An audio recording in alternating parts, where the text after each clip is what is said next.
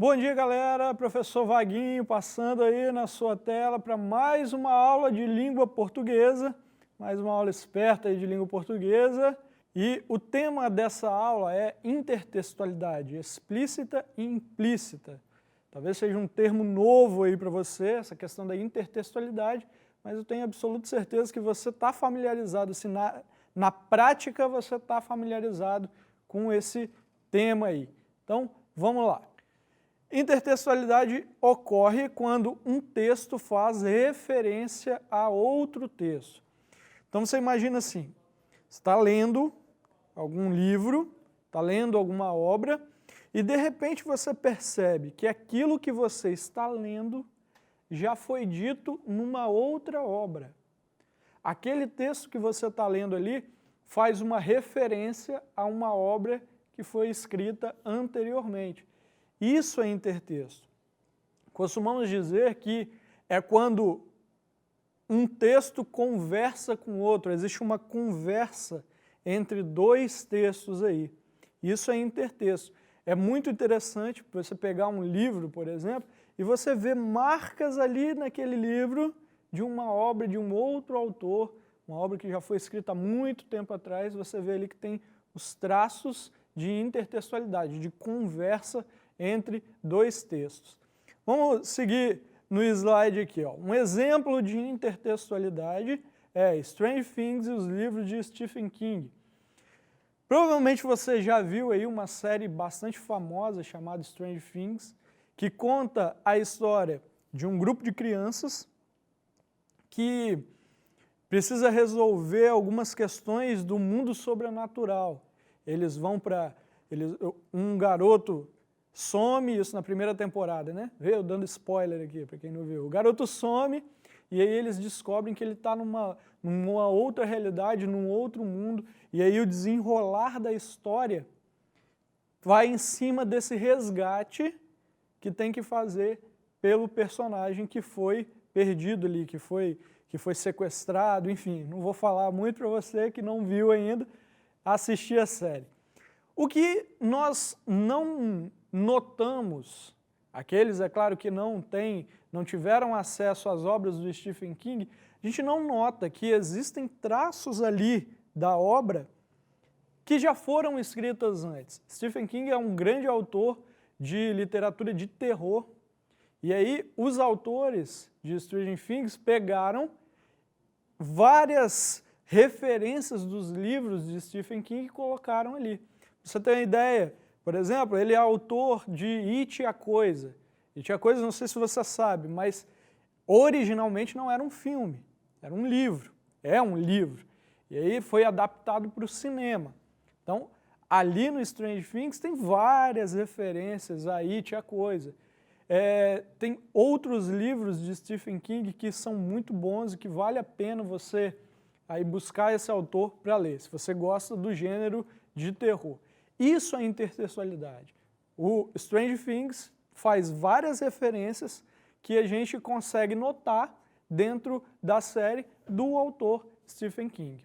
Os próprios autores da série já relataram isso, que eles pegaram por base aquilo que o Stephen King escreveu para colocar dentro da série deles. Elementos das obras de Stephen King dentro da série Stranger Things. Beleza? Isso é intertextualidade. Às vezes a gente não nota essa intertextualidade de uma forma tão aparente porque existe a intertextualidade explícita e a intertextualidade implícita. Vamos ver aqui no slide que a intertextualidade pode acontecer em poesias, pode acontecer em histórias, pode acontecer em músicas, pode acontecer em propaganda, que é uma parte muito legal dos intertextos, pode acontecer em quadrinhos. Eu vou mostrar os vários momentos em que a intertextualidade é feita, a intertextualidade é usada, mas o nosso objeto maior aqui é justamente nas tirinhas, porque nessas atividades que tem tirinha tem muita intertextualidade, tem muita referência. E aí, como que você vai saber se um texto está referenciando o outro ou não? Cara, não tem jeito. Isso aí parece clichê de professor de português, mas não tem jeito. Você vai ter que ler, ler, ler, ler e ler. Você vai ter aí que ficar ligado nos noticiários, ligado naquilo que está acontecendo no Brasil, ligado aí na literatura, em filmes, em séries, para quando você vê um texto que está fazendo uma referência a outro, você saber que ali existe uma conversa dos textos. E como isso tem a ver com semântica também, tem a ver com sentido, tem a ver com interpretação de texto, é crucial que você tenha essa base de conhecimento literário para que você consiga resolver uma atividade com êxito, porque se você não fizer isso, com certeza você não terá esse êxito que você tanto espera nas provas aí. Então vamos passar aqui. Intertextualidade explícita. Nesse caso, a referência a um outro texto é feita de uma forma muito direta, muito clara. O leitor não precisa de um esforço demasiado para poder compreender que o texto está se referindo a outro texto. E aí dá uma olhada nesse exemplo aí, ó. Isso aí é uma propaganda que foi feita e estava escrito horta de elite. Se não for hortifruti, pede para sair. Com certeza você já sabe da onde que tirou essa conversa de texto aí. Fizeram um intertexto com a obra Tropa de Elite. Pegaram, inclusive, uma fala do Capitão Nascimento e colocaram aí na propaganda, colocaram aí no anúncio. Isso é intertexto explícito. De maneira que quando você olha para aquele texto, você consegue identificar de cara, assim. Você não precisa ficar pensando muito de onde que eu vi isso, onde eu não vi, não. É uma referência muito clara, é uma referência muito direta, é uma referência assim que a gente bate o olho, acabou, a gente sabe da onde que está vindo aquele texto ali. Isso é intertextualidade direta. Então, a gente percebe assim que esse conhecimento prévio que você teve do filme Tropa de Elite, e lembrando que o filme também é originário de um livro, tem origem num livro, mas quando você sabe da existência do filme, você viu o filme, você ficou ligado aí nas falas, você ficou ligado no contexto do filme, quando alguém faz uma referência, utiliza uma fala, pronto, você já sabe da onde que aquilo ali está saindo. Você não precisa fazer um esforço grande, não precisa ficar pensando muito, ou às vezes, né, você olha assim, passa batido, você nem percebe que está sendo feito uma referência a outra obra. Você não precisa disso. Você olhou, você já sabe da onde que saiu aquele texto ali, da onde que está fazendo a referência daquele texto ali. Isso é intertextualidade direta. Então acontece a intertextualidade implícita, ao contrário da explícita, quando existe uma referência a outra obra de maneira oculta. Então, como está aí no slide, há uma referência a outro texto, porém oculta, mascarada, fazendo com que o leitor tenha um conhecimento prévio sobre o texto citado. Então, isso acontece demais. Isso acontece demais em obras, quando você está ali lendo um texto e você consegue perceber que está fazendo referência a outro texto, mas você precisa ter essa base aí, que talvez outra pessoa que leu ou que está vendo aquela obra ali não tenha. A pessoa vê aquilo ali e não percebe que está sendo referido a outro texto. Por exemplo, eu tenho aqui um livro chamado O Silmarillion. Provavelmente você conhece aí o filme O Senhor dos Anéis, certo? O Senhor dos Anéis foi escrito pelo mesmo autor do Silmarillion, o nome dele é J.R.R. Tolkien. Ele escreve esse livro aqui como uma prévia do Senhor dos Anéis. Ainda não saiu o livro, eu não sei, não saiu o filme, aliás, eu não sei se alguém fará um dia uma obra cinematográfica do Silmarillion, mas se você lê o Senhor dos Anéis, se você lê o Hobbit, que também é do mesmo autor, e você pegar esse livro aqui, o Silmarillion, você vai ver que conta a história anterior àquilo que foi contado em O Hobbit e O Senhor dos Anéis. Mas olha só que referência implícita que tem aqui. Eu vou ler um trecho para vocês e vou explicar a referência que há aqui.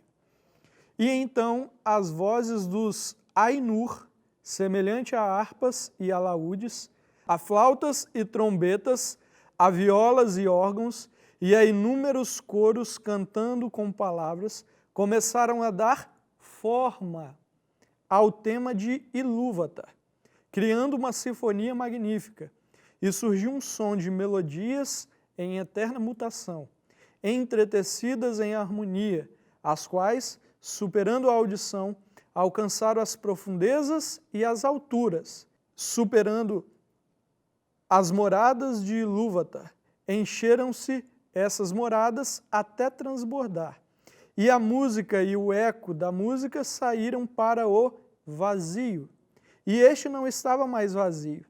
Nunca desde então os Ainur fizeram uma música como aquela, embora tenha sido dito que outra ainda mais majestosa será criada diante de Ilúvatar, pelos coros dos Ainur e dos filhos de Ilúvatar, após o final dos tempos.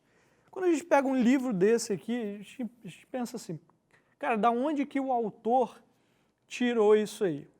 Se você tem um conhecimento mínimo de Bíblia, você vai ver que esse texto aqui faz uma referência ao livro do Gênesis. Ilúvatar aqui é uma alusão a Deus. Quando ele pega os Ainur e faz os Ainur cantar e criar melodias, e a melodia que estava no vazio e agora já não está mais no vazio, que a música vai permanecer até o final dos tempos, com o filho dos filhos de Ilúvatar. Você percebe que ali faz uma referência à criação, ao livro do Gênesis. Os Ainur aí seria como se fossem os anjos de Deus. Então, quando você olha um livro desse aqui e você não tem uma base, aí você não consegue compreender da onde que o autor tirou isso. Se você pegar a vida de Tolkien, você vai perceber que ele era um cristão muito fervoroso e que tanto o Silmarillion, quanto o Hobbit, quanto o Senhor dos Anéis têm referências profundas de cristão, têm referências profundas de cristandade, certo? Um outro livro que faz referências, vamos dar uma olhada aqui, é esse aí, ó, As Crônicas de Nárnia, C.S. Lewis. Assim como Tolkien, As Crônicas de Nárnia também foi escrito por um cristão, os dois eram amigos, os dois eram grandes amigos, aliás, enquanto Tolkien era católico, Lewis era evangélico, e as Crônicas de Nárnia também têm essa referência bíblica. Quando você pega, aqui na capa, está o leão Aslan. Quando você pega, por exemplo, uma parte do livro O Leão, a Feiticeira e o Guarda-Roupa, para você que não sabe, as Crônicas de Nárnia são divididas em 7 livros.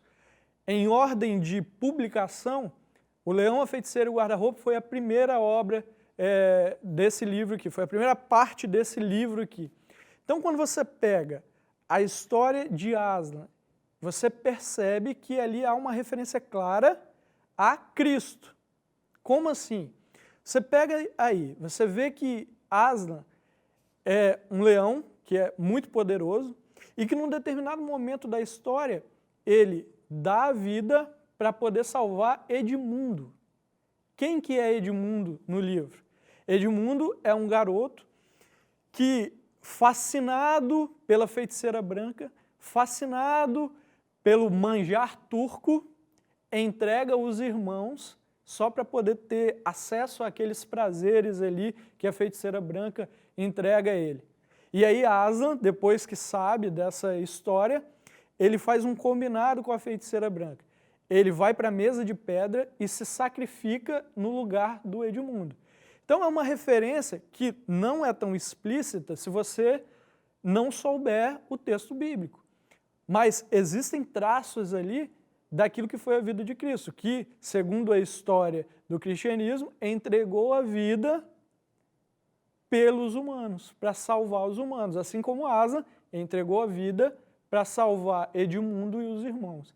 Então, essas coisinhas que tem assim se chamam intertextualidade implícita. Por isso que você precisa ter uma base de conhecimento prévio para poder compreender um texto. Se você pegar todos os livros da série As Crônicas de Nárnia, você vai ver que existem ali traços de alguma parte da Bíblia. Esse em especial que eu falei, o Leão, a Feiticeira, o Guarda-Roupa, fala exclusivamente da vida de Cristo. Faz referência exclusiva da vida de Cristo, certo? Mas, obviamente, eu coloquei 2 livros aí de autores que têm obras conhecidas, mas isso aí não, a intertextualidade não parte somente dos textos bíblicos. Beleza? Vamos passar o slide aí para a gente poder ver outras questões. Dentro da intertextualidade, existe uma coisa chamada paráfrase e existe outra chamada paródia. Então, a paráfrase, primeiro vamos ver a paráfrase aí, é um tipo de intertexto no qual o texto referenciado é citado com outras palavras. Como que acontece esse intertexto aí, na paráfrase? Você pega o texto original, e escreve aquilo que você entendeu desse texto. Isso é paráfrase. Quando eu falo um negócio desse, você consegue lembrar de alguma coisa que os seus professores já falaram com você? Você vai explicar essa atividade aqui com as suas palavras. Ou senão, quando você está lá na sala de aula, que o seu colega não fez o trabalho, e ele fala, me presta aí seu trabalho aí para eu poder copiar. Aí ele fala, não, beleza, pode pegar aí, só não faz igualzinho. Então, é isso que é paráfrase. É você pegar um texto e reescrevê-lo, certo? Ou proferi-lo, né? Com outras palavras. Paráfrase nada mais é do que você explicar um texto original com outras palavras. E aí, tem aqui no nosso exemplo algo bastante interessante que aconteceu, inclusive com com Carlos Drummond de Andrade. Tem o texto original, que é a Canção do Exílio, muito conhecida, que inclusive está citado no hino nacional, que fala assim, minha terra tem palmeiras onde canta o sabiá. As aves que aqui gorjeiam, não gorjeiam como lá. Esse é o texto original, Canção do Exílio. E aí o Carlos Drummond de Andrade fez uma paráfrase. Analisa aí comigo, enquanto você lê. Meus olhos brasileiros se fecham saudosos. Minha boca procura a canção do exílio. Como era mesmo a canção do exílio? Eu, tão esquecido de minha terra. Ai, terra que tem palmeiras, onde canta o sabiá. Então, pega o texto original. De que fala esse texto original? Minha terra tem palmeiras, onde canta o sabiá. Então, se ele fala isso, significa que ele está fora da terra dele, certo? As aves que aqui gorjeiam, no local onde ele está nesse momento, não gorjeiam como lá. Lá onde? Na minha terra que tem palmeiras. Ou seja, quando o cara está escrevendo isso, quando Gonçalves Dias está escrevendo esse texto, ele está falando que ele tem saudade da terra dele, que ele deixou para trás, que ele deixou num outro momento da vida. Porque agora, aqui, as aves daqui não cantam como as aves que eu tenho na minha terra. Esse poema é um poema de saudade. Existe uma saudade ali. E aí vamos para o de Carlos Drummond. Dá uma lida aí. Meus olhos brasileiros se fecham saudosos. Ele também está falando de saudade. Minha boca procura a canção do exílio. Como era mesmo a canção do exílio? Eu, tão esquecido de minha terra, ou seja, minha terra ficou num outro momento da minha vida.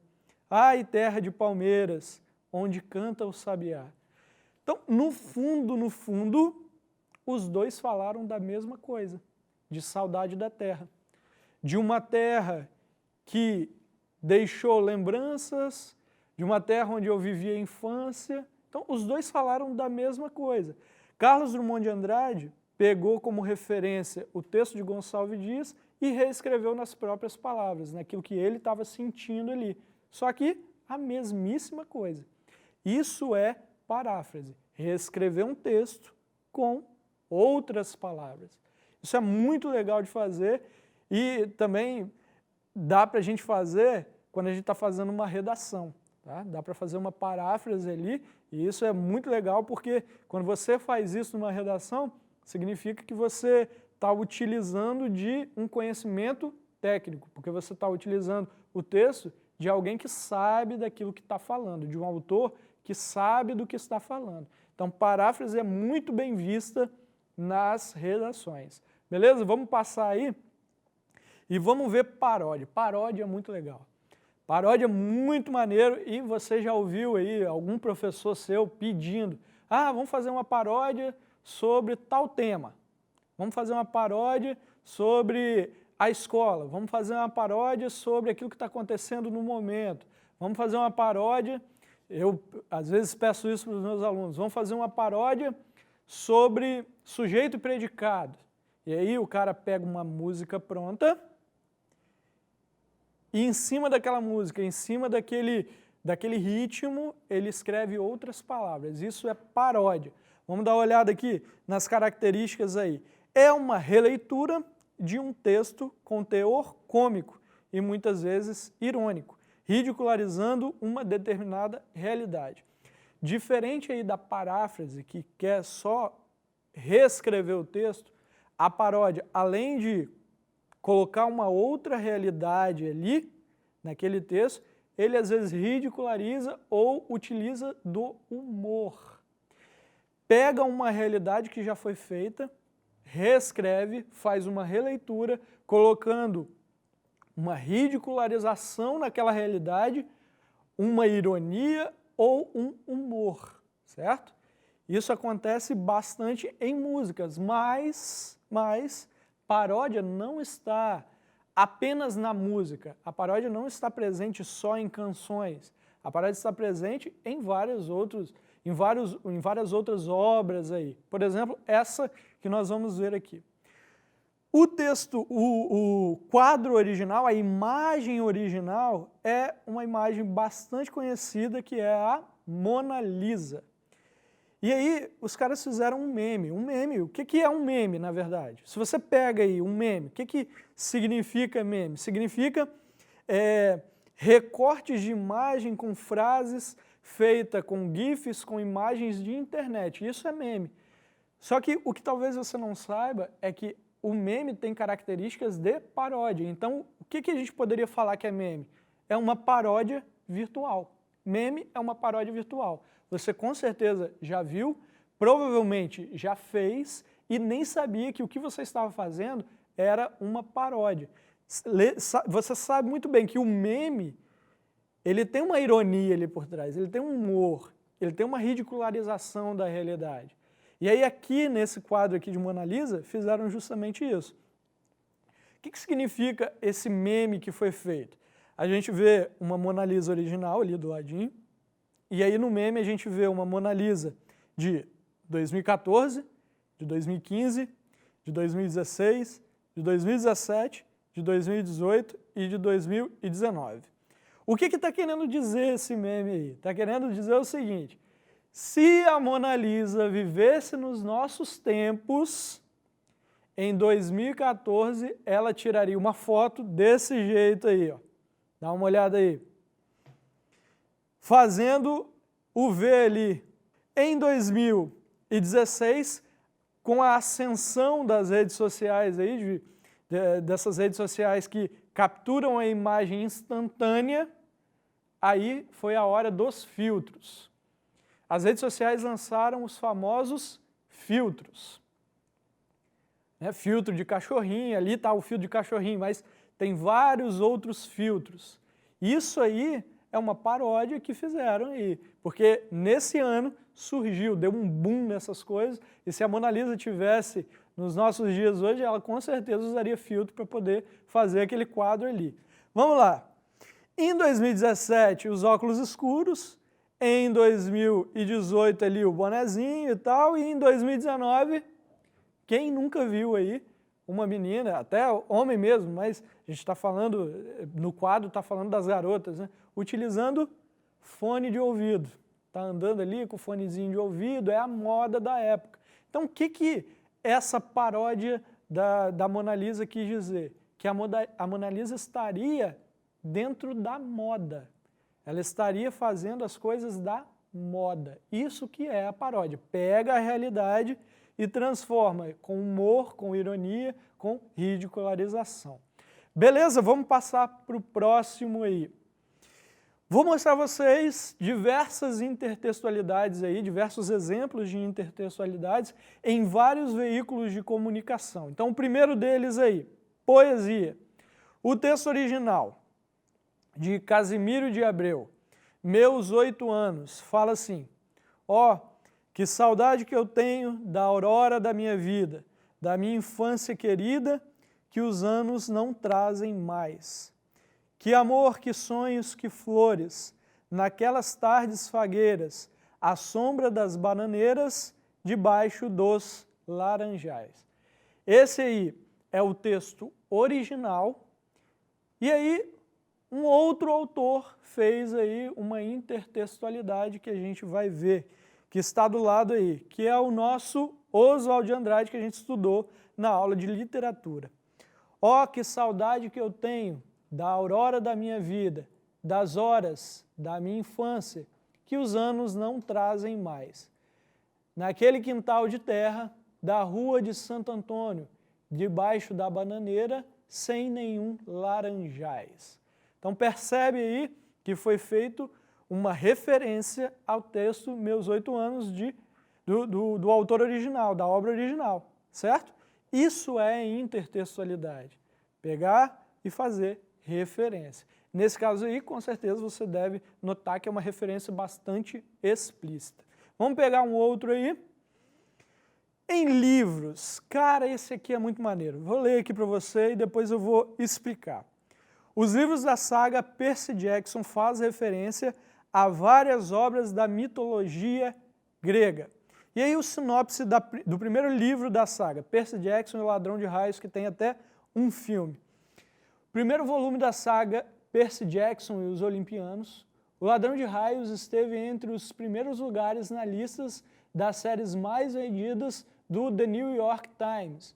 O autor conjuga lendas de mitologia grega com aventuras do século XXI. Nelas, os deuses do Olimpo continuam vivos, ainda se apaixonam por mortais e geram filhos, metade deuses, metade humanos, como os heróis da Grécia Antiga. Marcados pelo destino, eles dificilmente passam da adolescência. Poucos conseguem descobrir sua identidade. O garoto problema, Percy Jackson, é um deles. Tem experiências estranhas, em que deuses e monstros mitológicos parecem saltar das páginas dos livros, direto para a sua vida. Pior que isso, algumas dessas criaturas estão bastante irritadas. Um artefato precioso foi roubado no Monte Olimpo, e Percy é o principal suspeito. Para restaurar a paz, ele e seus amigos, jovens heróis modernos, terão que fazer mais do que capturar o verdadeiro ladrão.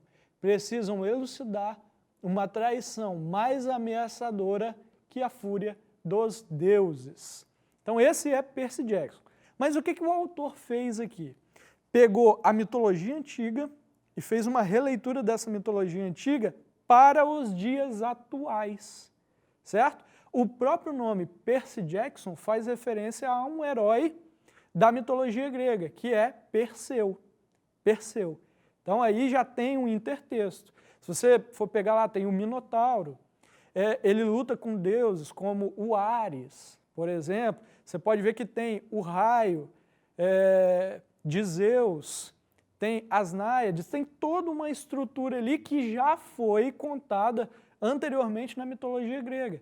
Então, faz referência a essas mitologias. Quando eu li Percy Jackson, muitas coisas eu não sabia ainda de mitologia e eu ficava assim, pô, que maneiro isso aqui, o que o autor colocou. Quando eu fui ver, isso já existia. O autor apenas modernizou a obra, o que é muito legal, muito interessante. Percy Jackson é um livro que vale muito a pena você ler. Beleza? Vamos passar aí para a próxima intertextualidade, que é a música Monte Castelo, da banda Legião Urbana. Ela faz referência a dois textos. a 1 Coríntios 13 e a obra Sonetos de Camões. A música fala assim, eu vou ler apenas as primeiras linhas para você. Amor é um fogo que arde sem se ver, é ferida que dói e não se sente, é um contentamento descontente, é dor que desatina sem doer. Pega essa música aí e dá uma escutada nela aí para você ver. Quando você pega o texto de 1 Coríntios 13, você vai ver que ali fala de caridade, do amor-caridade.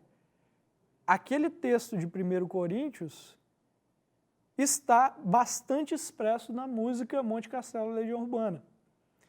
E o texto de Camões também. Tem várias partes ali que foi Camões que escreveu. Renato Russo apenas passou para o papel de uma outra forma, com algumas outras palavras, e colocou um ritmo musical ali e fez essa bela canção que é Monte Castelo. Então na música também dá para você fazer intertexto. Vamos passar aqui. Olha esse aí, intertexto em propagandas. A gente já viu intertexto numa propaganda anterior e agora da mesma empresa. Chuchurek, de tão distante para Hortifruti. Dá uma olhada aí na imagem, você vê o campo, você vê lá atrás um castelo, a roupa do chuchu aí é uma roupa meio de camponês e claro, isso aqui é explícito. Até o próprio nome ali, Chuchurek, está falando, óbvio, do querido personagem aí, Shrek. Então, eles pegam todos os elementos, assim, né, bastante elementos, não todos, mas bastante elementos da obra e põem naquela imagem ali. Percebe que no filme, Shrek vai para o reino tão distante. E ali eles falam, aí, inclusive, isso, de um reino tão distante para Hortifruti. Então faz uma referência ali direta nessa propaganda aí do Shrek. Beleza? Vamos passar para o próximo aí. E, finalmente, intertextualidade em tirinhas. Aí a Mônica fala assim, espelho, espelho meu, existe uma garota mais linda do que eu? O espelho olha para ela e fala, nesta tira não. Então dá uma sacaneada ali na Mônica, né? Só tem ela ali na tira. Então essa faz uma referência a qual obra? Espelho, espelho meu, existe alguém mais bela do que eu? Lembra disso? Lembra disso? Então, das fábulas aí, da Branca de Neve. Então, essa referência que foi feita em tirinha cai bastante aí, tanto em atividades quanto em provas. As provas estão abarrotadas e se você não fizer aí uma leitura com uma base muito sólida, talvez você não saberá responder. Por exemplo, se essa questão caísse assim, o intertexto expresso na tirinha faz referência a qual obra? Se você não souber qual obra que faz, provavelmente você vai errar a questão. Ou vai dar um chute muito bem feito e vai acertar, mas você tem uma grande chance de errar. É claro que essa aí estava muito facinho, mas os intertextos que aparecem nas atividades são intertextos um pouco mais complexos. Beleza, galera? Então, isso é intertextualidade. A gente apresentou aqui intertextualidade explícita e implícita. Vimos aí alguns tipos como a paráfrase e a paródia e que você aí tenha conseguido compreender tudo isso. Beleza? Então é isso. A aula de hoje é basicamente isso. Eu desejo a você que você tenha bons estudos, que você consiga aprender bastante aí. Qualquer coisa você busca na internet aí exercícios, bastante exercícios, para você poder treinar essa intertextualidade. Leia bastante, procure livros e assim você com certeza conseguirá identificar a intertextualidade expressa nos diversos textos aí que você tem no dia a dia. Beleza? Eu vou ficando por aqui. Um grande abraço, valeu, fui!